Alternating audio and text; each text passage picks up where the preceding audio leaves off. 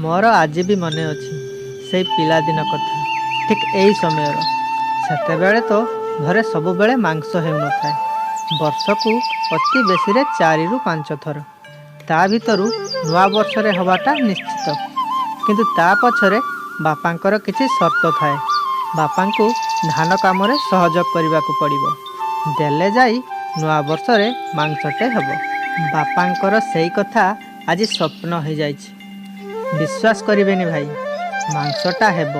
ସେଇ କଥା ଶୁଣି ଏଇ ଆମ ବାଡ଼ି ପାଖ ଜମି, ଆମ 2 ଗୁଣ୍ଠିଆରୁ ଗୁଟି ଗୁଟି କରି ସବୁ ବିଡ଼ା ମୁଁ ମୋ ଛୋଟ ମୁଣ୍ଡରେ ମୁଣ୍ଡେଇକି ବହି ଦେଉଥାଏ।